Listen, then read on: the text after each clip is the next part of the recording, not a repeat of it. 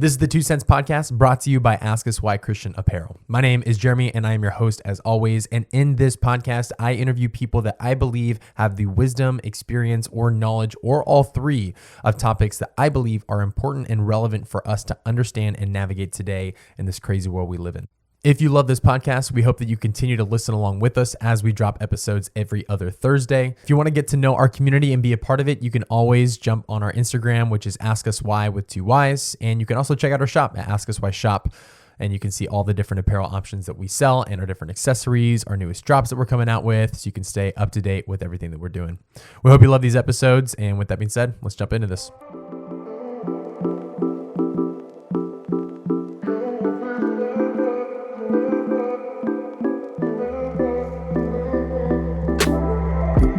All right, let's do this thing, bro. Let's get right into this. You said you've never done a podcast before, have you? Never.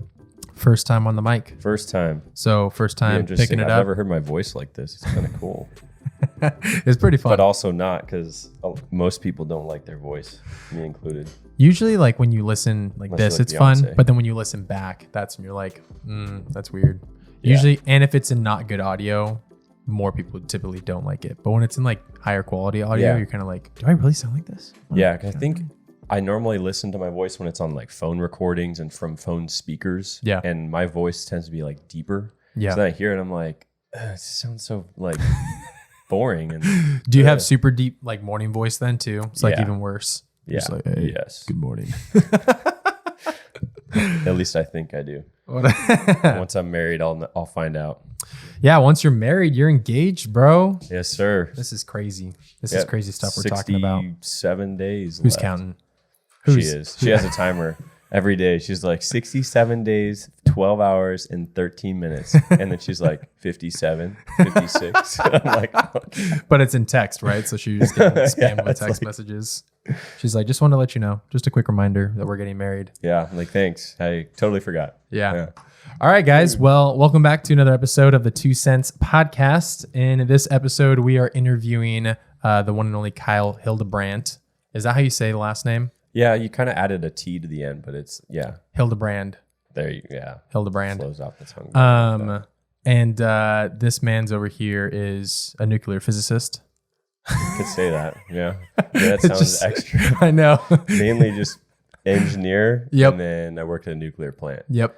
Yeah. Yeah. You work on giant turbines that look like spaceships. If you're from Europe, that's how you'd say it.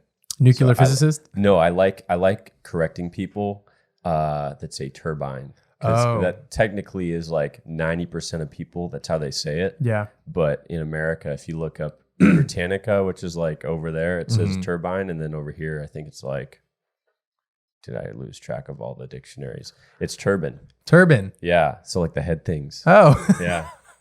Oh. That's what it sounds like. Yeah. But yeah, work on like, there's 3 main turbines. Well, 4. There's a low pressure or 3 low pressures and a high pressure. And then we have a bunch of auxiliary turbines that we also do maintenance and so if you didn't do on. your job, would like everything blow up? Well, I haven't been for about 10 days.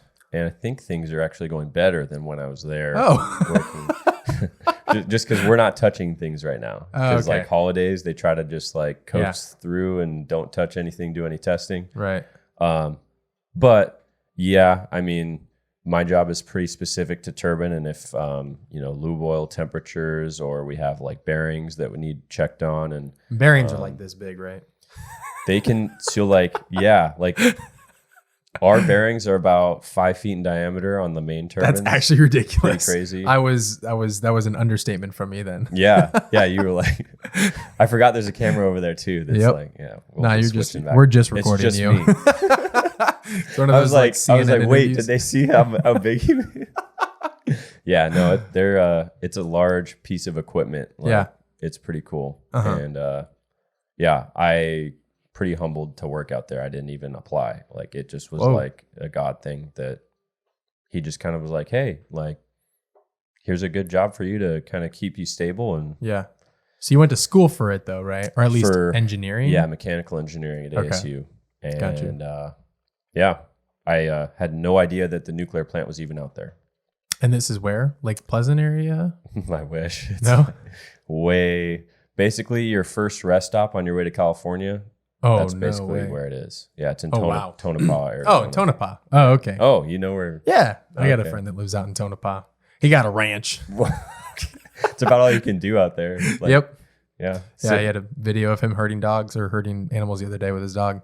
Okay. I was like, yep, he's out there in no man's land. Yeah, not many people know. Like if I say Tonopah, I'm just like, it's past Goodyear and Buckeye. Yep. That's basically it. Yeah, that's way out there. Dang. Yep. Well, on top of being a nuclear physicist for turbines, Kyle is also the owner and the guy who does everything for MALTA Apparel.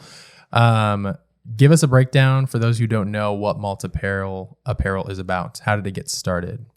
Yeah. Long story short, last October of 2020, I had a dream, which kind of backstory from that. I don't dream really at all. Like I very rarely have dreams where I wake up and I'm like, or at least you just don't remember anything about it. Or it just, like maybe I'll have a dream and I won't remember anything from it. Or it was just a very brief. So you just kind of blink and then you just wake up? Yeah, basically. Yeah. Honestly, like I knock on wood, thank you God, I don't have any issue falling asleep. And then when I wake up, it's not like I need to set 12 alarms like Jacqueline does. That's my fiance's name. Alyssa's the same way. Oh no. Yeah. I look at her phone and she's like, I need to wake up at 8 a.m. and her first alarm is like 6:30. And I'm like, dude, are you kidding That's even me? Worse for your sleep when you disrupt it that many times. Yeah. And I'm like trying to get her to like learn that and be better. Yeah. So, but anyway, who, by the way, she like, I don't do everything for Malta. She helps a lot with, like I do all the social media stuff, the designs. She helps with some of the designs, like Collection 5, a lot of was her input. And then she does obviously like half of the modeling because I can't model women's clothing. I can't look like a feminine. What, you mean you can't throw a wig on, make it work? I could. I just have to maybe trim some stuff off. Probably trim the beard. Yeah.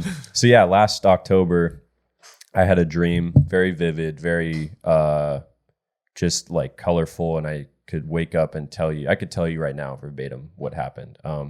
But essentially it was like about, which is really weird, about a bracelet that, had broken and all the beads fell off. And when I was putting it back together, I was like, man, it would be really cool if I could put some form of like Jesus or God input into this and like have it be what I wanted it to be. And then I was like, what's really weird is there was a person in it that I don't remember his name, but he's like this super famous author. He wrote a book about purpose. John Piper? No, keep going. You're the guy that reads. I don't read. I listen to audiobooks. About purpose. Purpose-driven life. Purpose-driven life. Who's it by? These people know. I just saw it not too long ago. Anyway. I know who you're talking about. Him. He was in it, which I don't recognize him. I didn't know what he looked like. I just knew that was the dude's name. He's looking it up. Are you looking it up right now? I'm going to look it up right now. So he was in the dream, and I was essentially like crying because I was like, man, like I just want this bracelet to be so much more than what it was before, like just beads. I want it to have meaning. And he was like, well, then why don't you do something about it? So I woke up. Rick Warren, that's the guy. Who it is. There you go. All right, there we go. Now I feel better. The podcast is over. So that was like what I woke up from, and I was like not done there. Like that was the dream, but then it was like I have a lot of imagination. Like I have pretty creative imagination, but that like was all God. Like he woke me up, instantly went to my phone, wrote down, I still have the note. It's like 2 pages of notes in my iPhone of like, hey, you need to start a clothing line that's a Christian-based clothing line that needs to be something that is based off of, and I originally was going to call it Wrecked, R-E-K-T. And honestly, like... Wrecked. Yeah. Which to me, I was like, yeah, that's kind of cool. And I want it to be nice and simple. Like, and I can get into all those details if you want me to, but R-E-K-T. And I was like, that just like sounds like a 8-year-old Xbox player is like making this Nuke brand. Master? Yeah, like 59 or something like that. Nuke Master 69. Yeah. Yes, I was gonna say 69, and I was like, let's keep it Christian in here. 59. Once I'm married, I can say 69. Oh, there so you it's go. Like, yeah. Anyway, so I was like I knew it had to be about that. Yeah. So it wasn't God telling me that needed to be the name. So I was kind of like, anyway, I had that 2 pages, and later on in the day, I was like, a really good story that goes along with that is when the Apostle Paul was shipwrecked on the island of Malta, and that's in Acts 27 and 28. Where he sails from Crete, supposed to be going to Rome, and in captivity, where he ends up writing Ephesians, all these other books in captivity. On his way there, he's like, hey guys, we probably shouldn't do that because I have a really bad feeling. And like he travels a lot, so he's not the captain of the ship because he's obviously in captivity. But the guys are like, nah, screw you, we're gonna go anyway. And so then they end up leaving Crete and get into this huge storm. And there's a lot of symbolism that goes along with just the story of how they even get to the island of Malta. Yeah. But the whole premise of the brand and like the basis of like why it was started was like getting shipwrecked on the island of Malta. Like you have to get wrecked to fully experience or to fully be immersed in the power of God and to like experience him for yourself. Yeah. It takes more than just listening to a good sermon and being like, oh, that's a good nugget to take away. It needs to be rooted in something. Yeah. So he got bit by a snake on the island of Malta. Long story short, he gets bit on the hand when he's making a fire. This viper launches out, grabs onto him, and all these people are like, oh, this guy, like, because they don't know him. Like all these islanders are like, right. This like a bunch of prisoners that just fell off a boat. Yeah. And they're coming in and making a fire. Like we can't really trust them. And then they're like, oh, this guy's like a spawn of Satan kind of thing. So what's up? Thank you so much. We were just talking about Dutch Bros a little earlier. The wife delivered a coffee for me for those that are just listening.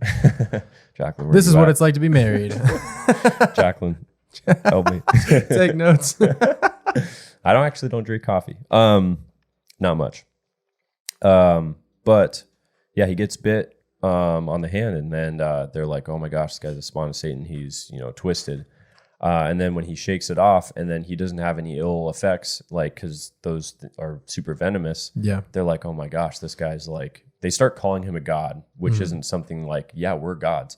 But it causes them to be like, something's different about this guy. Right. Like, and they start kind of asking him questions. And then they're like, hey, my dad's been, so the head guy of the island is actually like super sick at the time. So Paul goes there and heals that guy. And then word spreads. And he actually ends up being able to impact every single person on the island. It says thousands come and get saved and get healed. What a stud. Yeah. And that was like, so it's just a cool story because he's supposed to go from Crete to Rome. And if he had it his way, they would have waited a day or two. Storm would have gone through. They would have gone over to Rome. We wouldn't have had this 2-chapter story out of the Bible because of it. So it was cool how God kind of orchestrated it in a way where he could be glorified through a trial that Paul went through, which he went through a lot. So that's just one. He's got his fair share. Oh, get a big scratch in there, huh? Can they see? They can see the cat in this video. Yeah, that's Bronco. For those who don't know my cat, guys. Here he comes. Get in the comfortable spot. There we go. Oh man. So yeah, that's why. So Malta became the name, and apparel. Yeah. You were just like, let's do this. You just kind of started. Did you have any experience with apparel before? Like, Zero. Just wearing it? Wearing it, yeah. That's about it. That's your resume. Yeah, and I think not from a place of like pride, but I've been very like picky with my style. And so I have a lot of people like, oh, where'd you get your shirt? Where'd you get that? And they're like, so it's just something that I've been into is like fashion, and I like being presentable. So that there's that. I guess you call that experience. Yeah. But, well, it helps you direct your niche because you kind of know where you want to go. Yeah. I have kind of like So I combine certain aspects of other brands like Aesthetic Revolution, ASRV is a big inspiration for that, the aesthetic of the brand, because it's very mysterious and like earth tones, which I try to keep it for most of the collections. And then nice job. Most of the collections until this recent one, it was a little more bold with colors and stuff like that. So that's sweet. Just kind of like wading through the waters of not knowing what I'm doing, but we're learning as we go. But honestly, like it's just I wouldn't be doing it if I didn't feel God was keeping me going through it. he's the one sustaining the brand. Like I legitimately not good with marketing. Like we were just talking before the podcast, like that's like one of the top 2 things you got to be doing. You know, you got to have brand presence and like an actual product that can sell, but then you need marketing. And I'm not good at like marketing at all. Right. I mean, I'm decent at, you know, making something that people will want, but I think God is kind of like the marketer, the main marketer of both of our brands. Cause that's something like we focus on just pushing God. So yeah. So does like Malta have a mission statement or kind of creed or anything of that sort? Or okay. It's I mean, there's multiple. There's like make a statement with your clothing is kind of like a sub slogan. But our main thing is creating or essentially sparking conversations with others about Jesus. So our goal is to it's apparel that sparks conversation about Jesus. So it's something where there's other brands that have God in their name, or have, you know, like, you know, grateful apparel. Like grateful is a word that's associated with Christianity or with like faith. Right. Whereas like Malta apparel, like there's nothing, like it's a country. Like a lot of people don't even realize that Malta is a country. It has its own flag and everything. It's actually a country? Yeah, it is. Yeah. No way. Yeah. They have their own flag and it was just everything. Island. I know. So it's they got their independence. Amen to that. Yeah. So fact check me on that, not Facebook, but someone that actually fact checks. Oh man, it's too true. So it's sort of like a thing that can be draw people that are like almost like trying to stay tunnel vision away from faith. Yeah. Because like if they see something that with like, you know, God or Jesus, and they're like, it instantly is like, all right, I don't even want to talk to that person. But if they, you know, like that's why I like wearing the shirt that has a skull on it. Yeah. And it kind of draws in like the darker crowd or people that wouldn't be like super interested in a Christian brand. They're like, oh, what's Malta? Like, what's that brand? And then you're like, let me tell you a little about it. Thanks for asking, bro. And it's funny you should ask. You know, kind of like traps them into a conversation about Jesus. Yeah. And especially, and that's why we encourage people. Like there's a slip that we put into every order that's like, hey, we want you guys to understand like what you're wearing, like what the meaning is of each garment. Yeah. So kind of like study the verse that's on it or verses or the background of the shirt. Yep. And just so that when you get asked, you can be like, yeah, like Galatians 5:24, I crucified the flesh and its desires. And that's what, you put yourself to death. And so that's the design of this shirt. And so it's just kind of inviting people that may not be super into those things into a conversation about it. That's dope. That's pretty awesome. Well, funny story about how I actually remember meeting you. So it was back at CCV, and it was when you were a high school coach, right? You were a high school coach.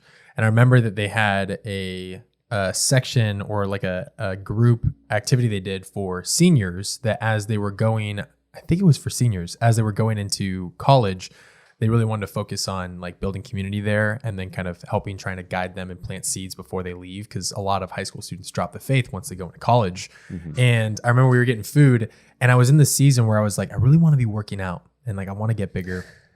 And I remember looking over and seeing this guy standing at the pizzas getting food. And I'm like, that guy's yacked. I was like, that guy knows what he's doing. It was probably Robert. Was that Robert? It was Robert. Robert. And just no legs. I'm sorry, Robert. We give him a hard time all the time. Anyway, I just noticed his triceps. They were just ginormous.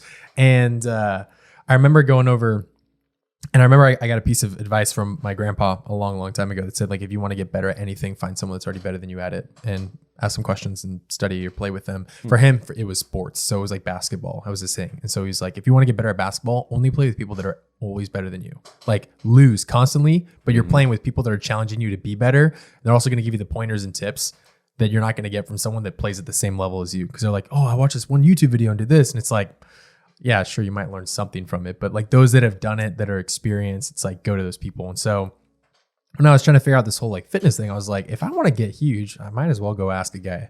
And not the Instagram ads that are like, I got this 12-day program. We're going to be absolutely yacked. And this is not fake. Just like that. Bro, it's just with the music behind it too. And it's just like, it's stupid. But I was like, I'll go ask one of these guys at church about it. And so I talked to him about it. And then after meeting Robert, I remember being introduced to you. And I noticed that there was a little bit of a difference between how you guys both kind of worked out. I noticed that Robert only ever did arms.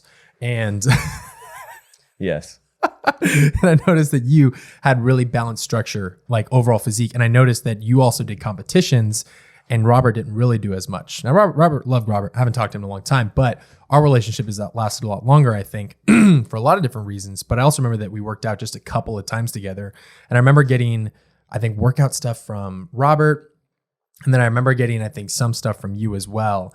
And just over time, that's just been something that's always stuck with me, is that if I ever have a question about fitness, about health, Kyle's the guy to go to about this. So we could sit here and we could talk about nuclear physics. We could talk about MALTA Apparel, which I think we can easily do another podcast all about that. But I think that something that's huge, and you were even saying this yourself, that's kind of something that we kind of don't talk a lot about in the realm of faith, is like health and fitness. And like, do those things matter? Because like I see a lot of people who go to church. I don't see a lot of people that go to church and are yacked. And I'm not saying you have to be yacked, but like you can usually tell when like certain people are being physically active and they're in shape and like take care of their body. And then you can see the people that really don't care as much. And so I think that this would be a really good episode, just kind of break down kind of what like from a biblical standpoint, it means for us to either work out or to be fit, like physically active, and to take care of our bodies as being the temple of the Holy Spirit. And so my first question to you then, kind of just going into this, is like, what is your background with fitness and health? Like, how did you get into this whole working out every single day, get into like doing competitions and that kind of stuff? Like what's the background of your story with this? Yeah. It's funny. I just ran into a friend last night at Walmart, who is kind of in the same dilemma as me right now with it. And we were talking about how we got started.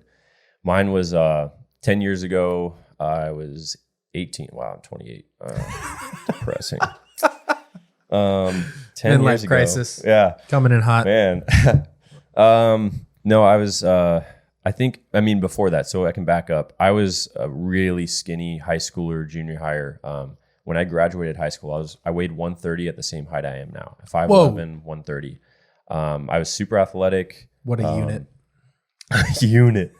Gosh, you could fit my arms were like super skinny, but Twigs.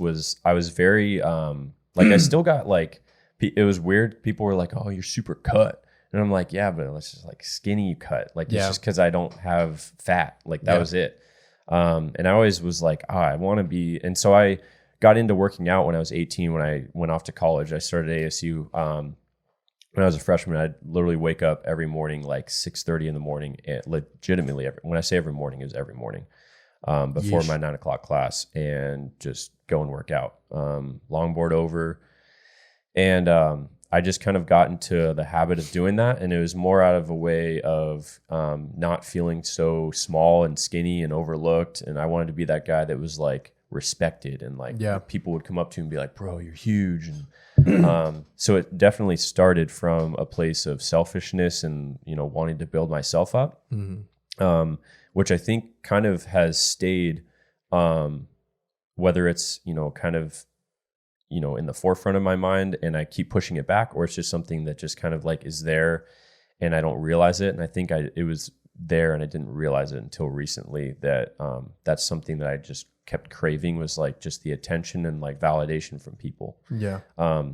But you asked what the background is, not intention. No, but, that's great too. Both are great. Yeah. So, essentially, like in college, a couple years into working out, I was like, people kept asking me, "Hey, are you doing a show? You should do a show. Like, you're looking a lot better now." I went from 130 to 160 in like a matter of like 15, 16 months. And so I was like, sure, why not? So I went into the Troy Alves Classic in like 2013, 2014. And I got second in overall men's physique, and then first in men's novice. Did you physique. Like dump yourself in tanning spray like the other guys do? Dude, it's bad. You have to. So I actually have, and maybe I'll send this to you. No, I won't. I have a picture with my grandma after the show where we're in normal lighting. I look like if Jesus was like actually what they depicted him to be, and he's like Middle Eastern, I looked like dark, dark complexion. You look like there was an accident at the nuclear plant and you were toasted. And I was fried. Yeah. Like it was terrible.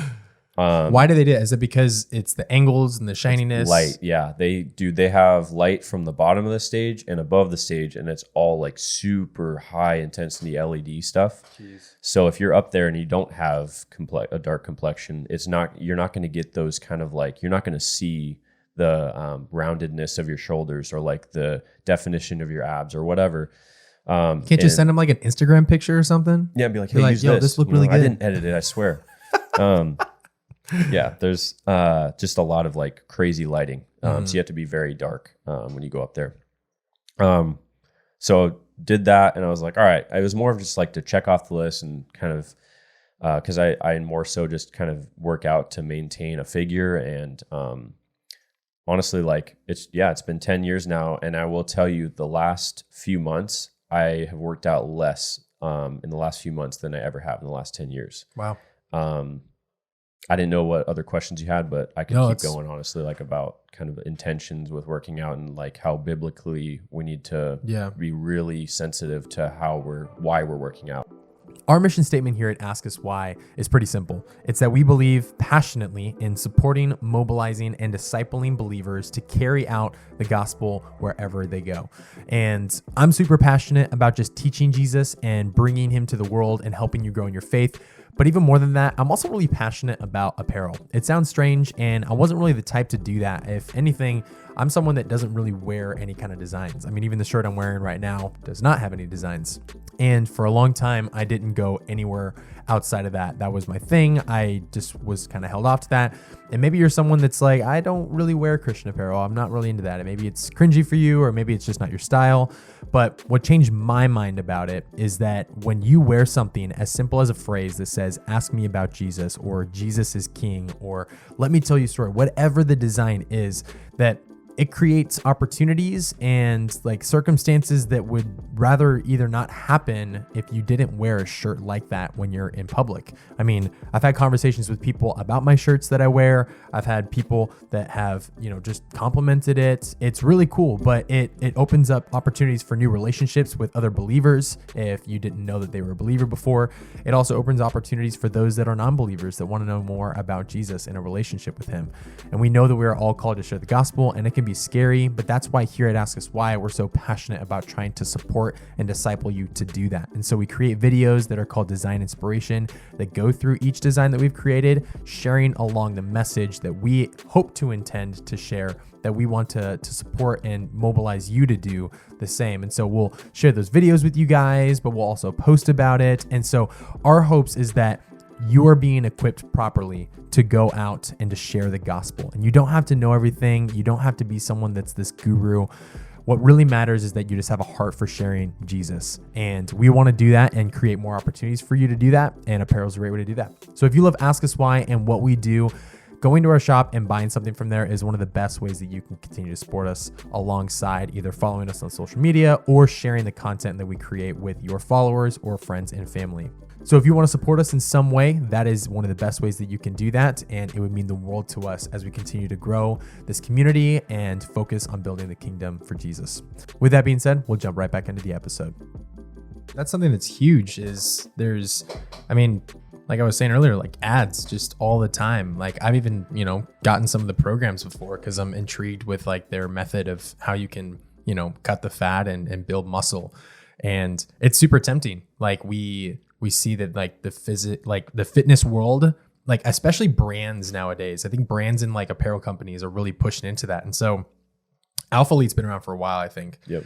But like Gymshark over the last like decade has also taken off like a lot. And there's like other brands that are kind of pushing this like lifestyle. And I think that especially for people that don't have like a faith, I think that one of the easiest outings, I guess that's the way to say it, like something for them to commit their life to that they feel like they have purpose in, can be like the fitness world. Because it's like, definitely. Once you have the physique, once you have like the abs for it, or the reputation, you build the followers, like I remember there was a guy at EOS that we used to see all the time. Like, I think they called him like Mini Hulk, or maybe I just called him Mini Hulk. But the dude was he was just yacked. I think you know him. He used to compete a lot. He's like, he has world records. And was it Jimmy House? Jimmy House. Yep. Is that actually him? I think it was him. Okay. Yeah. Mini Hulk. I don't think anyone calls him that. I just did because he looked like a miniature Hulk. But he's jacked. He's still huge. But I mean, like, I remember looking him up and I saw him on social media and he has like tens of hundreds of thousands of followers or something like that. And it's like, you could easily go that route of trying to build a name for yourself. And in the world of fitness, like when people see that, more often than not, a lot of people that follow, some of them are like the dedicated people, but a lot of them are those that like desire to kind of like get in that lifestyle because they feel like, man, like no one sees me. I want to be seen. I want to feel huge, all those kind of things, right? Yeah. We could dive into those things. But yeah, I find it so interesting with fitness because this is something that I also go back and forth with is, I mean, not even just the fitness aspect, but if I'm not being physically active, how does that impact like our life? So I guess one of my questions for you is how, like, even though maybe your intentions were not the best or whatever, we can talk about that later. Like, how much of an impact does fitness make on your life, your overall schedule, your discipline, your structure, all those kind of things? Like, is it huge? Is it kind of just, it's just one thing? Or does it kind of like become an epicenter for how everything else around you flows? Mm-hmm. Yeah, it's I think it's super imperative to make sure going in to figure out what your intentions are with it, because it can be a very useful tool. And it's a very, I would say it's a really good barometer for how dedicated people can be to something. So if you're, I forget the word you used, kind of like commitment to something and like just having a regimented schedule. Yeah. If someone can have the tenacity to pursue something and to stick to it, like that's a good sign that someone like they're committed to something and they can like stay in something, and it's like a more longitudinal thing. I don't even know if that's a word that I could use there.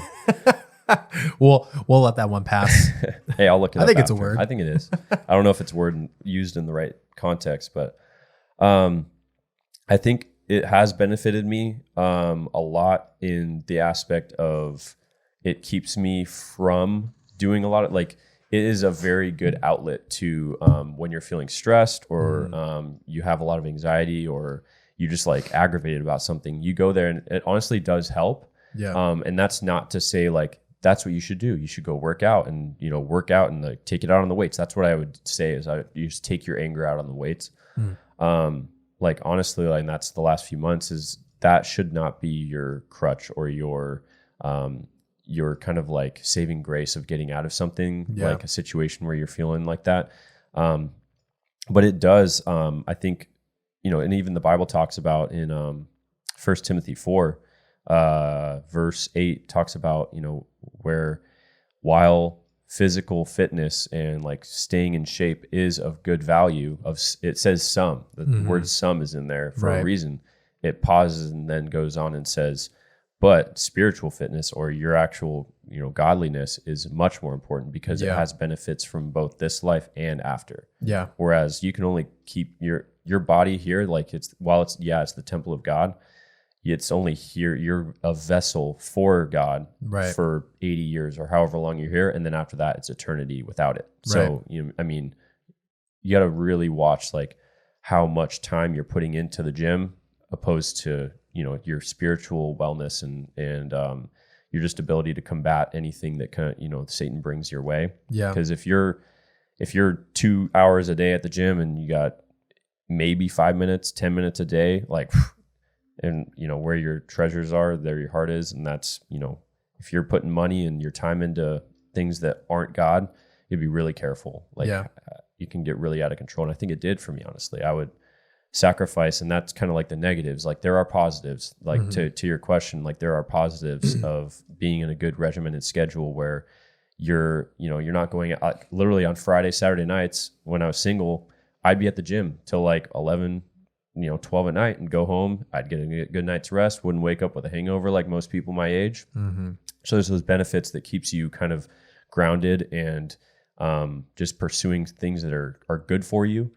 But then it became a thing where if I didn't get to the gym on a day that I wanted to, and there were things like even recently we had things come up where someone needed prayer, or we wanted to go over to their house and just kind of like have a deep discussion about something that was, God related. And I was like, but we got to leave. We got to leave at like 2:00. I just found myself like, what? Like, that's a huge heart check. Like, that's terrible. Like, I'm legitimately putting my desire to gain weight or to gain muscle over someone's potential, like, just their faith in general. And, I could be really passing up on like an eternal appointment, whereas like, a 1 hour session at the gym is more important than that.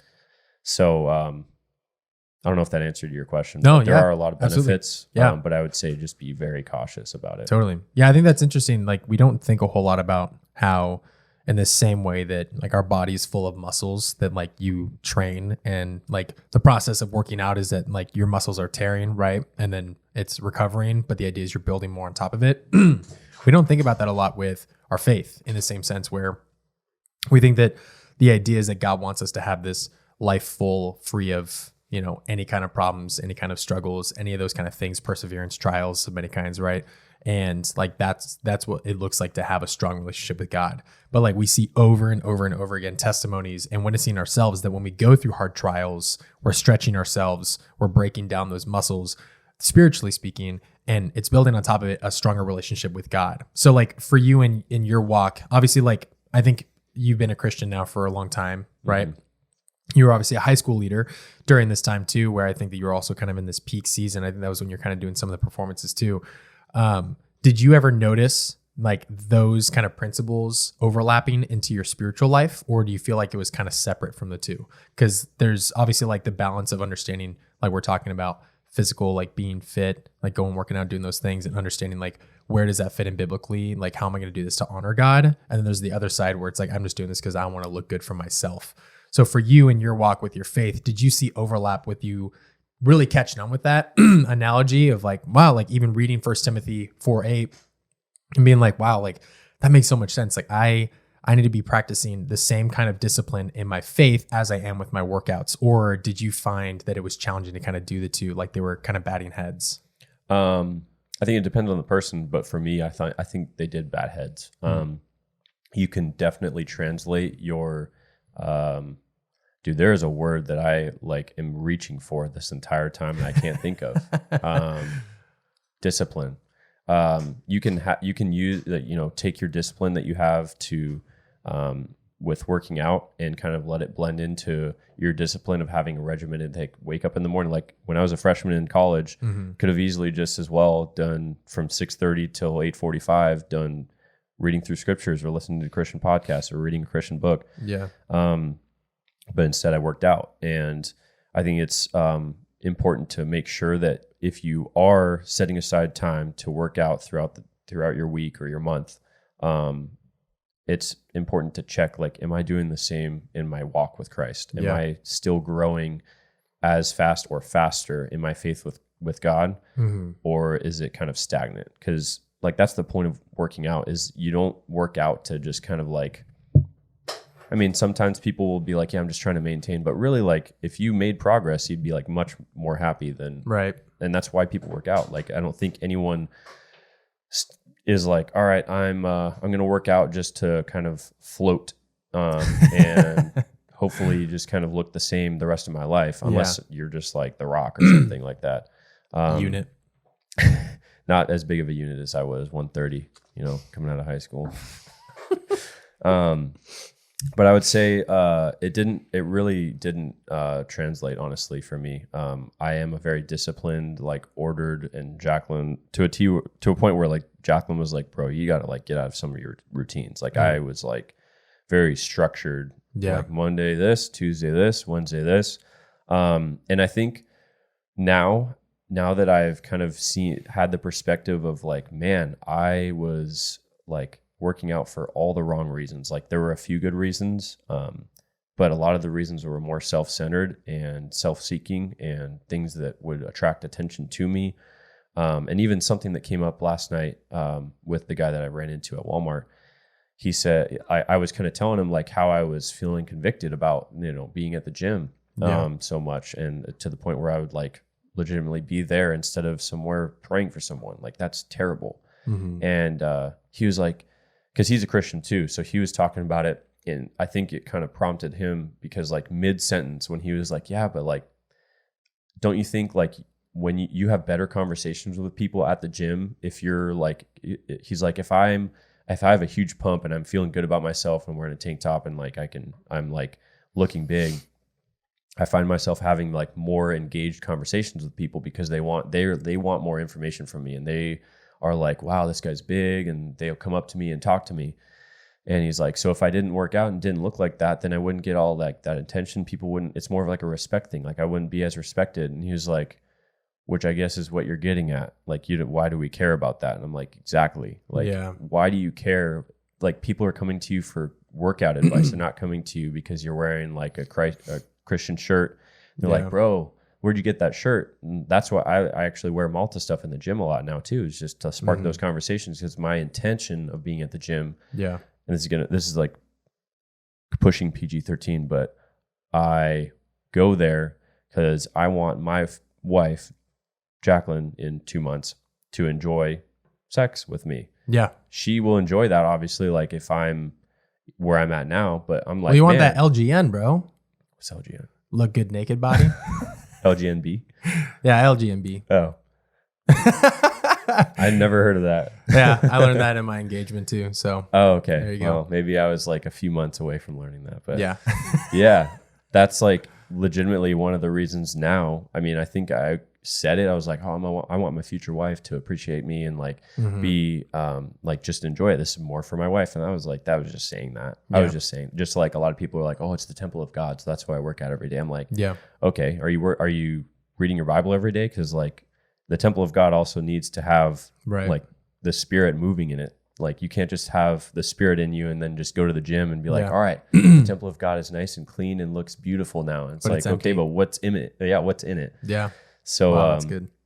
So I think moving those intentions from self-centered to aligning with kind of how my like to your question, like about the how if they butt heads, they definitely did for the last 9.5 years. The last 4 or 5 months has been a lot of transformation of renewing my mind of why I'm going to the gym. Yeah. And so much so that Jacqueline, she used to go to the gym a lot too. She actually doesn't go to the gym much anymore now, which I think honestly, like 5 or 6 months ago, I'd have been like, man, this is something that's like almost a red flag for me. Like, why aren't you working out? Yeah, honestly, like it sounds funny, but it's like, it's sad that I was at a point where like, man, if you're not focused on it as much as me, then like, are you really like trying? And yeah, that was the make or break. Yeah. And so now I'm like, no, like I understand, because her conviction is even heavier than mine. She walks into the gym and she feels so like selfish. So many eyeballs. Yeah. And girls, like they go there and they wear like half clothes, like less, it's like 20% clothes. And it's like, it's tragic. Yeah, it's terrible. And the new yoga pants that keep coming out with aren't helping. Maybe you like scrunch it at the butt. And I'm like, I was even talking to her about that because I got her some workout clothes for Christmas. And like some of the stuff, and I was like, man, like you guys are like, why even wear pants at that point? That's terrible. Like what they're doing to women in the gym. But she actually isn't working out really at all. She has worked out maybe once in the last few weeks. Yeah. And I'm like, that's totally fine. Like I understand like your convictions. And once she kind of realigns her heart to be in a posture of like, hey, I'm here to serve God and like be open to those conversations, be looking around and like, hey, what does this person need encouragement on? 'Cause she's like, she has a spiritual gift of like prophetic words and like encouragement. Exhortation. Yeah. So she sees someone and then instantly she walks up to them, and there's like times where like people will start crying because it's like instantly a perfect word for them. And that's at the gym.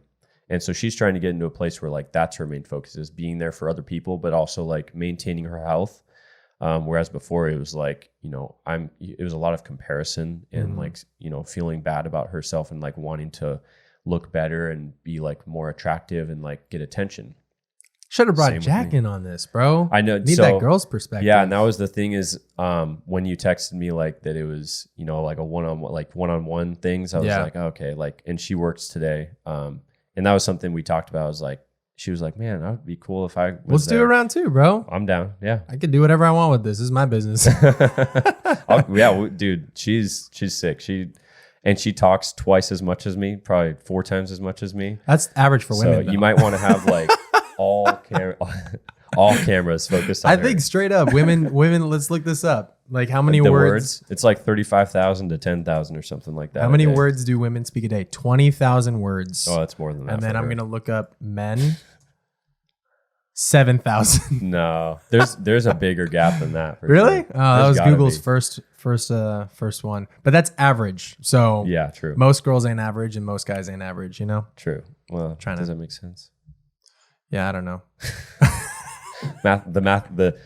What did you call it? The nuclear physicist is coming out. There it goes. Yeah. So that's really interesting. So you're in a season now where you're not working out as much. So obviously, I think the one aspect of like taking care of our body can be physically, right? Like I think that it doesn't have to come from bodybuilding in the gym. I think that there's a whole other world of like CrossFit where you can get into that, where you can get into like the yoga and Pilates and all these different things that you can kind of go into. But on the other side of it, which is actually really way more important, is like the food that you eat and like what you consume. So for you in your journey, like how much of a role or how much has that played into your wisdom and understanding of like, if I'm going to take care of my body, like what I put in is what really matters.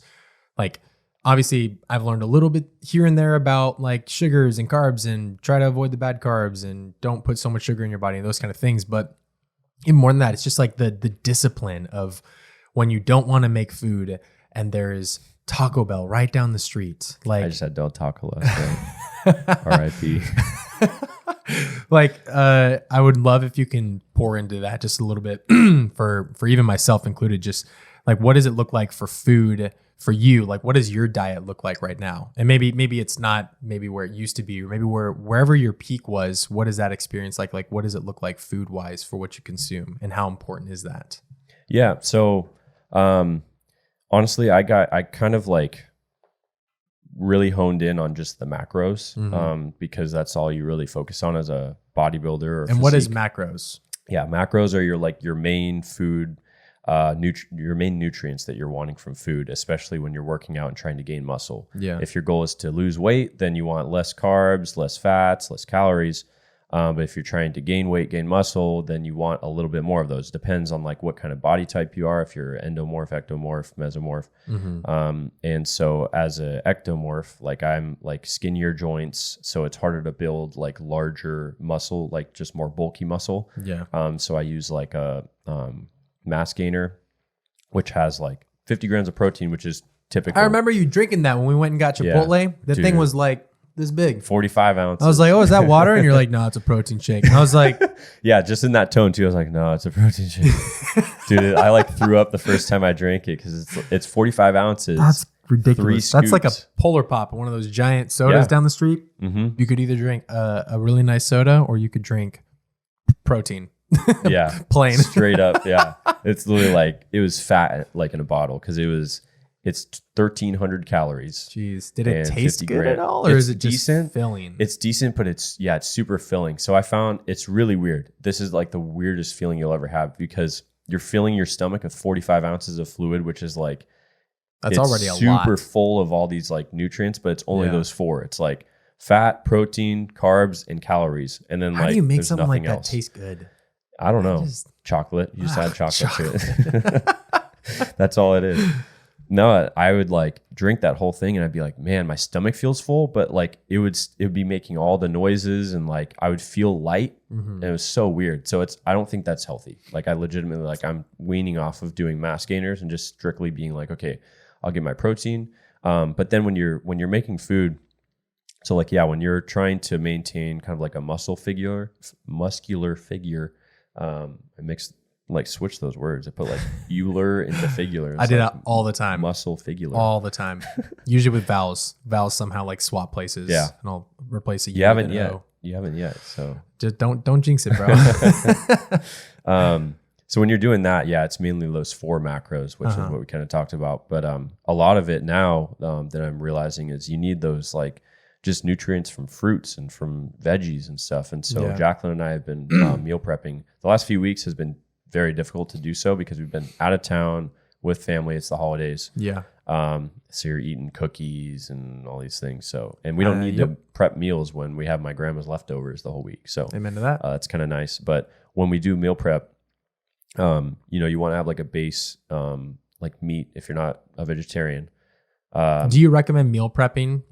Yeah. If you have time, you don't need to, because there's meals that are prepackaged, like frozen meals, which honestly, like they do have, like some of the things in them that you don't want, which I don't know the exact things, but I know that frozen foods, they have extra additives in them that aren't necessarily as good for you as like just fresh stuff right off the farm that you make yourself.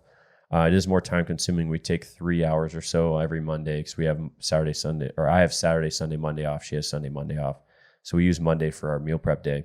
It's a few hours. You go to Costco, Walmart, Fry's, wherever, get all your stuff. And sometimes we'll do like meatballs and spaghetti and with broccoli and carrots for like a main meal. And then for breakfast, it's like, toast with peanut butter and banana, and because you get your carbs and protein there. And then you get, your nutrients and your oats and stuff like that. So, it's just more of like what your needs are. Like if you need more protein, if you need more carbs, need more calories, like you're trying to gain weight, or if you need less of those things if you're trying to lose weight. Yeah. Well, I think for the average listener, they're probably not on like the meal prep or even know what they would need. I think most of them, especially when we're young, you can eat anything and it just kind of passes through. I mean, I know that there's going to be a point where our metabolism slows and what we eat really will show. And that's one of those things where in Jesus' name, it will not happen to me. Some people are just born that way, bro. Some people are built different, man. I'm not. I am not built different. It goes straight to the hips. So like there's this recurring theme of like, it seems to be this, like in the world of fitness, you more often than not get to see the fruit of like your labor. And you don't always get to see that in the spiritual world. Especially when it comes to obedience and doing things that we feel called to do, and you might not see the response or the reaction or the result that you were looking for. But in fitness, you usually get to, the more you work out, usually the better you look, the better you feel. And then with food, the same kind of thing goes. But I think that for like, even for myself, I'm not on like such a tight like schedule with my food and what I'm consuming and eating, but I know that I can be better at it. So like, what's some advice that you have for the average listener that is just looking to get better about eating like good food, but doesn't, because I think there's a lot of misconceptions maybe about like, do you have to spend more to do that? And I'm not really a good cook, so I don't really know how to make stuff. Or is there like some tricks and hacks of, I remember one time someone told me, they were like, yeah, I don't even make my chicken. I just bring it. I think they said they either brought it to someone that worked at a kitchen for like a restaurant and they just cooked it for them. Like they were doing it for themselves. But then I think you can also, like, if you wanted to, I think you could go to like a Chipotle and just order chicken from them in like giant things. So like, are there hacks and tricks to this? Like what are some practical tips you have for people that know that they need to be eating better, but like don't know kind of which direction or how to kind of go that route without just doing the whole cut cold turkey, all the bad stuff, and doing a whole health diet thing? Because diets don't last long for most people. Yeah. That's just how it goes. I think, it's difficult to give advice on that because it's honestly the determination and heart behind something. Like I was listening to a podcast by Dan Muller, and it goes along with this actually pretty well. And he was talking about faith, though, about your determination to do something faith-wise. He said you can go to a sermon and hear a word, and you're like, you can legitimately like stand up and be like, holy cow, like that's such a huge revelation. And you run out of the church, and then all of a sudden 4 or 5 days later, it's like kind of just died down. Yeah. And that's because you didn't have like strong, deep roots in that. It was like something that just was like an epiphany, and it's like, holy cow, like that's it. And then you go and try and do it. And when you don't see the results that you were looking for, like it's not a self like image thing. It's like more of like a results thing. Like you want to see something like tangible. When you don't start seeing it, you're just like, oh, well, this sucks. Whereas if you have those roots, it doesn't matter. Like the tree's going to stay there, and we're called to be trees. Like trees are in the Bible, like a ton, which is crazy. So if we're soaked in there and you have your roots deep into like, yeah, this is something like I really, really want, then you're going to slowly like, okay, prune this, this desire of, this candy every day, or this desire of having something right before bed that's, probably going to sit in your stomach and be bad for you. Cause, that's another thing that like, I think, in Atomic Habits, I think is, James Clear. Yeah. He talks about how starting, getting in the habit of or a routine of something, it's really difficult to do it if you're just like you said, cold turkey stopping something or cold turkey starting something and just going full send on it. Like you got to just kind of, unfortunately, sorry, milk boys, but you got to not full send it on a lot of things. When you're starting hear that loud and clear, routines. no full sending. Kyle and whatever the other guys' names are in Milk Boys. Salim the Dream. That's bad. Don't watch their stuff. I unfollowed them. But you want to make sure that when you're going into something that you're like super passionate about, if you can, like if you're full on and your roots are deep, like it can work. Yeah. But I think the general population is probably going to benefit most from starting with something slower. Like legitimately, like in Atomic Habits, he talks about if you want to get into working out every day of the week for an hour or two a day, legitimately just have the thought of working out for the first day, and then like the next, for like 2 or 3 weeks, and then the next 2 or 3 weeks, drive to the gym, sit in the parking lot and look at the gym, and then drive back home. And that's all you do. You don't go into the gym. Then the next week you drive to the gym, you walk in, you stand on the treadmill for 10 minutes, just walking on the treadmill, and then you leave. And then so it's slowly like you're not sacrificing a lot, but it's also like ingraining in your mind that this is something that's going to be happening every day. Yeah. So I think for meal prepping, it is a very difficult thing too, to add things and subtract things out of your life just so like abruptly and in such large portions that I think maybe just cutting off candy for the first few weeks or for a month and doing like a fast from anything with extra fats or like cookies. If there's something that you just struggle with, like ice cream, not like letting go, ice cream's huge. Gelato and ice cream are, dude, it's bad, so man. good. If I can get my hands on a tub, it's gone in a day. It's bad. One day, dang. That's good. I don't know why my body's just like, I'm not full. I could fit more in here. Ice cream is honestly not filling. Yeah, I know. The only time you really stop. Well, it's because when you get like when you're not getting the quality stuff, it's because it's just pumped with air. So that's why it's not filling. All fluffy. It's because it's just all fluff. Yep, that's true. Yeah. That's true.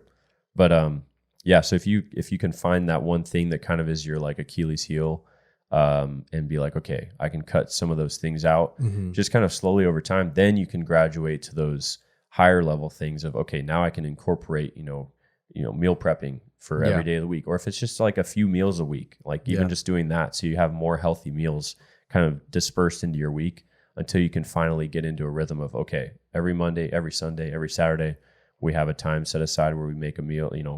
Jacqueline and I, I make 14 meals. She makes like 10. So 14 of mine are like lunch, dinner for 7 days.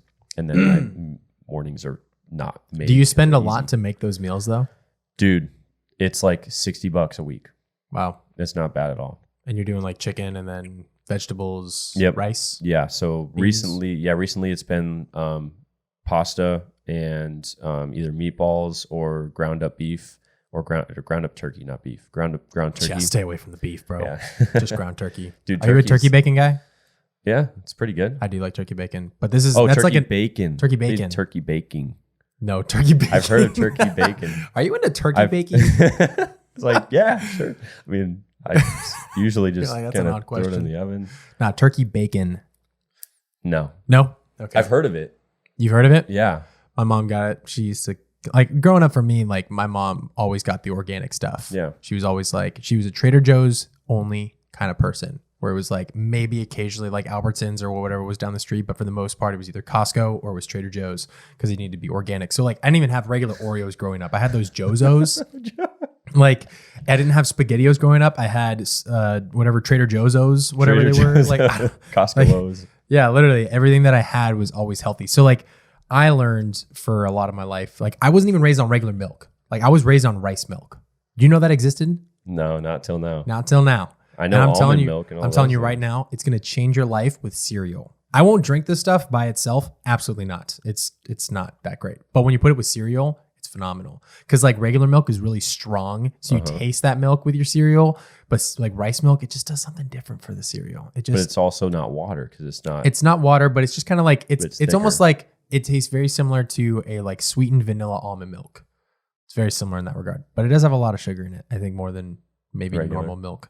So that's kind of the trade-off. But yeah, so for me, I grew up with like a weird, like, because I had friends that always had the Rice Krispie treats, that had the like Chewy bars, that always had like the fruit roll-ups, all the like junk food that I would want growing up was not allowed. My friends always had it. So whenever I went over to their place, I just pig out on that stuff. Oh, yeah. But then going back to the house, everything we had was like cardboard. It was just awful. But like, I'm thankful for that because it's really helped me to be more like cautious and aware about the things that I do buy. So kind of my question now is maybe less of a question, but more like, why should people care about eating well? Why should people care about like working out and those things? Like what, like, I think that there's going to be a lot of people that maybe either listen to this or they, they don't do those things right now.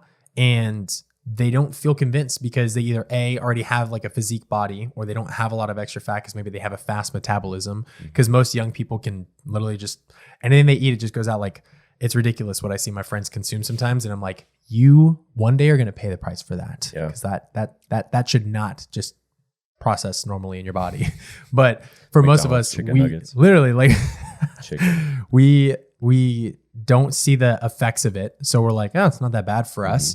But on the other side of it too, like physically wise, like why do I need to go work out? I hate working out. So is it that I need to go to the gym, or is it just that like I need to be physically active? Can I do stuff at home? But like why should people, especially our age, be convinced that this is something important for them? Because I believe that it is, but like, why do you believe that it's important for them? Yeah, I think the main thing is there's like obviously a few benefits, but the main thing I think for me is there's studies that prove both healthy eating and consistently working out, activity, not just working out, but if, ride your bike or any time outside getting your vitamin D, your mind you have much more clarity in your mind. Mm-hmm. Your mind operates at a higher level, and you also, you get better sleep with with what you eat and what you how much you work out, you get better sleep. So there's like, the two main things for me are like sleep and clarity of mind. Like your mind just functions at a much higher level when you're feeding it the right things, but you're also working it in the right ways. Yeah. I think those are like the two main benefits. I think the biggest thing is just the clarity of mind, because I can feel when I was super into working out and I'd go 5 or 6 days a week regularly, and it was like 1.5 to 2 hours a day, and it was heavy, like not weight wise. I mean, sort of heavy, but like just deep into it. Yeah. If I would go like even just like 3 or 4 days, like I would wake up groggy and just be like, oh man, and just kind of be in a fog. Yeah. I wouldn't sleep as well, and it was just really weird. Like it was very obvious to me. And then, I'd go to the gym and I'd just be in a much better mood, which again, like we need to be careful of like that being the thing that kind of fuels us and keeps us like, oh, that's what's keeping me, motivated, and me waking up and getting good sleep. Cause really like, God can do anything. Like you can ask him for anything and he'll do it. Yeah. So, and that's legitimately biblical. There's verses that say that, but it has to be out of a heart that's not focused on yourself. Mm-hmm. Because, for what you were saying earlier, but, we can talk about that later if we get to it. Yeah, no, I mean, for me personally, I've noticed a huge difference when I do prioritize going to the gym. But I think that I'm more the type too, where when I'm disciplined in one area, it overflows into the other areas. And so like I just now this week have started like, I'm not going to wake up at 8, I'm going to wake up at 6:30. And so waking up at 6:30 was already a discipline in and of itself, but then spending time in scripture and reading and then going to the gym, my productivity from today has already been 12 times better than what it is in the past. And so, yeah, I would say like from my experience that especially if you want to like bring God glory in everything that you're doing, like if you know that there's a way out there where you could be doing more for the kingdom and that there's like a better way for feeling better. Because I think that one thing that young people we struggle with is we always feel tired, and we think it's because we're not getting enough sleep. And for good reasons, there could be a big portion of that too. But like even more than that, it's like what are we consuming? Like what kind of energy are we giving our bodies to live off of? Because if we're giving it McNuggets and Ritz crackers and soda, like we're not gonna. Yeah. That's like kind of while we're on it, in consumption, like it's not just physical things too. It's like social media, dude. Yeah, like that could be a whole 10 podcasts worth. But dude, like social media is such a negative thing to feed yourself. Yep. And that's legitimately what it's called, on your feed. Yeah. So like you're just digesting all this negative things, politics, or, you know, this side hating this side. And it's like, dude, man, like I was super into that. Like last year, you know, with the election and everything, we can go into that and it's a different podcast, but that's just something where like, it's so negative. Everything is, you know, this side amplifies this side amplifies this, to where then you're just like, wow, like I hate that, but I also, and then you're just like, why not just focus on God? And then like especially when you wake up, that should be the first thing that you look to, not your phone and start scrolling. Yeah. So, and that's something that I'm guilty of, honestly. Totally. Like, so props to you, like the 6:30 thing. I'm not a huge morning person. But that's a huge thing to start off with. Cause then, dude, when I wake up at 6 or 6:30, and then you're done with like your first task and it's still like 7:30, you're like, holy cow, I still have like the entire day left. And it motivates you too, because you're like, oh, like I want to keep getting stuff done. Yeah. That's crazy. Like I woke up, I did my reading, had my coffee, and then I went and worked out, and I came back and I like cleaned the entire house, and I took a shower and got ready for the podcast, and it was still like 10 o'clock. And I was like, this is crazy. Now what do I do? But I also noticed that for me, when I stay up, because you can either play the card of like, oh, I'm an early bird, or like I'm a night owl. But I would be a night owl, but I wasn't as productive with my time as I would claim that I would be. And so I was really wasting hours of time at night, either watching a movie, because I'm a big Marvel guy, or YouTube videos, or any of those kind of things. And so it's like I would say, yeah, I'm a night owl, I like to stay up late and then I wake up. It's like, but I'm wasting like 3 hours more of my night not actually getting work done, when if I wake up at 6:30, I'm way more productive in that time, because I'm not allowing those distractions to come in. So like I'm definitely going through a phase right now where, especially if Ask Us Why is going to demand a lot more from me, like I have to be operating at like full like capacity if I want to be able to handle it. Because I think that sometimes we think, and that is, you know, absolutely true, that like whatever we ask from God, like we should receive, especially if it aligns with his will and it's something that like he believes is something we desire. Because sometimes our hearts aren't aligned with it. And we talk about that in James. But ultimately, like when God says like if you're praying like, God, like I just pray that I have the energy to get through the day. He's like, hey, like I can help you, but also like, but you're eating garbage and you're not getting sleep and you're just drinking a bunch of caffeine. Like maybe you should take control of your life a little bit more, because I've given you the answers for those things, but you want it to just magically happen and you just not have to face consequences for what you consume. And that can go into all the other areas of social media. It can come with like what kind of like media we contain or like consume with like Netflix and like all these other movies and the pop culture and all this garbage that we really feed ourselves. But I've just noticed that like this is kind of a season where I'm going through a lot of transformation with being more disciplined in one area, and it just kind of overflows into others. But like trying to not, I want to be very cautious of not overdoing it with waking up at 6:30 and I'm choosing to work out every single day. But it's like, instead of doing what I would normally do for working out for like an hour and a half, it's like, just be there for at least 20 minutes. It's like, and spend half of that just trying to do cardio, like playing basketball or something like that, so that I'm not overbearing myself and I'm going to burn out super quick. So yeah, there's a lot that I think goes into that. But ultimately, I think that what is more beneficial for us in like this conversation, and just kind of for people that are listening, is just having a better grasp of understanding like why this is important for us. Because I think that we overlook it. We don't think it's that important. We're in college. We want to live it up. We want to hang out with friends. We want to go experience life. We do all these things. But like when we lack that discipline to take care of our body, it has effects on our life. And it's hard to explain until you do it. Because once you do it, you're like, I feel amazing. Yeah. Like clarity, like you're talking about with your mind, it's like, I feel like I can be way more focused on my day, and I feel like I can get way more done when I work out. But on the other side, my my mind would think that I don't have time to go work out because I have all these things to do.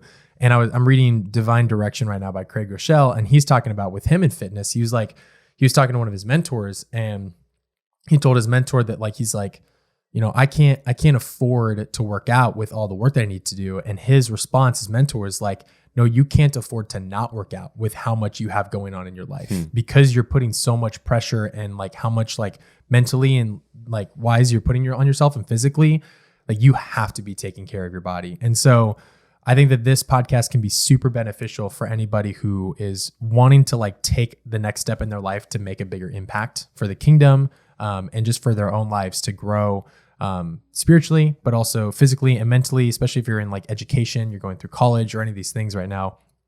It's like, if you want to take the next step up, like a huge factor that we always overlook because we always think it turns to, different decisions we make in life, or it has to do with, whatever else we think. But I think that physically, like with health and fitness, like it's almost like more like foundational to everything else that we want to do. Because if we're not taking care of our body and we're not doing what's proper for it, like we reap those consequences, maybe not right now, but we do later on in life. And we are living in a world right now where obesity is through the roof, and it's just becoming the new normal. More nation than world. Yeah. And like, and on the one side, it's like there's a lot of like confidence building they're doing for oversized people, and they're using the term oversized now. And I do think that is great in the sense where we shouldn't be body shaming people. It goes on both sides of the spectrum, but at the same time, I think that it seems like we're trying to normalize the idea of being unhealthy just by calling it oversized. Well, and even regardless of how you view everything going on right now with COVID, like it's insane to me that our health professionals aren't pushing regular exercise, healthy eating, good sleep, taking your vitamins. Those are the 4 things that you should focus on if you're trying to not get sick, instead of, hey, here, take this vaccine, take this booster vaccine, take the 3rd booster. And it's like, when are you guys going to talk about actual health? Because like most of the people that are dying are people with either underlying conditions or they're oversized, is what you call that's it what now. They're saying it nowadays. So, and it's not to shame those people. It's like your heart cries for those people, because you're like, man, like if only you like had put in the work beforehand to get yourself and your body into a situation where it could fight off something like that. And now it's just like, it's almost too late at that point. And it's just frustrating to see that health and fitness are not the main things when we're talking about health and fitness. It's chemicals to inject in your body. It's like, holy cow. Wow. Everything with immune systems, and like I've been blessed with having a stronger immune system than most, and so I don't get sick very often. But I also think that has a huge part in how my parents raised me, with what they chose to give me and like what they raised me on, because there's definitely correlation to like what you give your body and how it chooses to respond to like sickness and those things. Because I never got sick growing up, really. I was always in school. I had perfect attendance and all those things. And part of it is genetics, but I think a big part of it too is like my parents being wise and choosing not to just give me whatever my heart desired. Because I think we live in a world of, if I want it, I'm going to go get it and I'm going to have it. And this is a fun fact. I learned this recently, but I think the average person adds, 3 pounds during the holiday season at Thanksgiving and at December, like for Christmas. And they never like burn that fat. They never burn those calories or that weight, that they never lose that weight. So when you add that up over time, over the course of 30 years, 70 something pounds on me now. You got a ton of weight for people that are not being physically active and not taking care of themselves, but they peg out for these events for the holidays and stuff. It's like, but they never lose that weight. And it's like, we don't think about the longevity of things. We think about what immediately comes of it. And I think there's more wisdom in being like, no, I know where this path goes down to. I don't want to get down to that path. So I'm going to make the decisions now where I want to go. Like with a pilot in airlines, like they have to do extreme calculations with wind, with being like, all right, well, if I want to go from, let's say, Portland, Oregon to New York, like you can't really just straight shot. Like when you have to calculate your winds and your crosswinds that you're facing, like you usually kind of go at an angle so that you can get there in like the right, like, amount of like distance and all the math that you do. But like if you're 1 degree off, you might not notice it as you're getting there, but the longer you go 1 degree off before you realize it, you could be hundreds of miles away from your destination. And so in the same sense with our discipline and the choices we make now, it's like you may not realize how important health is now because it passes through your body. You're able to process these things and you have a fast metabolism. But like over time, those habits that you now have of only ever eating fast food, of always drinking soda or whatever it is, like consuming 3,000 calories a day just normally because now you have a bigger stomach and that's what you can fill. Like you might not see the consequences now, but over the course of time, you're going to really see how far off you're going to get. And it really, like, you can either be down that line and you have to make some strong like redirection to like get back on course for where you want to be, or you can be wise now in your life to make those decisions and those habits that are just going to keep you on the right path. Yep. And that's hard. That's hard to convince people to do that. That is a unique thing. Most people today, especially how we're raised, it's instant gratification and it's entitlement. And it's all about, I just want what I want now. I want to feel good now. I'm gonna do all these things. And if going and getting Taco Bell feels good because it fills your stomach, that's great. But like, we don't realize that over time, that consumption, that lifestyle, those habits have some serious consequences. So yeah, there can be a lot with this, but I think that that's a good wrap for an episode. Yes. We can do a round 2. We'll bring Jack in. We'll have a good talk. I think we should talk about some insecurities. We wouldn't have a good talk. She would just talk. And you'd be like, yes. Yeah. Amen. I'd be like, hallelujah.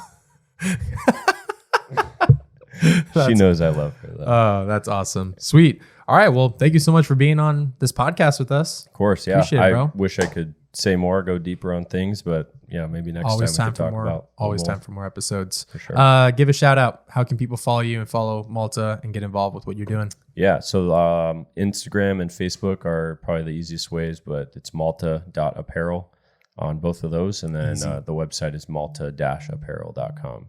Amazing. So those are the easiest ways. Love to hear it. Sweet. Well, give them a follow, you guys. I'm looking at the camera. I was looking this way. This is usually where the camera is for me, is over here, but now it's over here, so I gotta do this. But guys, give them a follow. Check them out. Support MALTA Apparel. Check out their keychains. Check out their hats. They got so many dope things. But nonetheless, thank you so much, Kyle, for being a part of this, and we'll catch you guys in the next episode. Peace out. Sir. God bless you guys. Hey guys, thank you so much for making it to the end of this podcast episode. If it was somewhat beneficial for you in your walk with Jesus, that means that it could also be for someone else.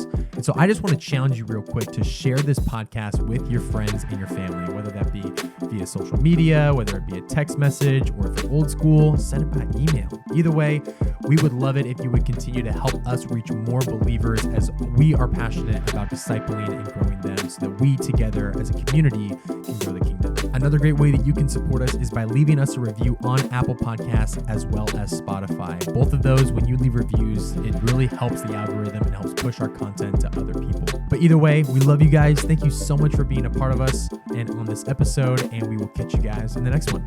Peace out and God bless.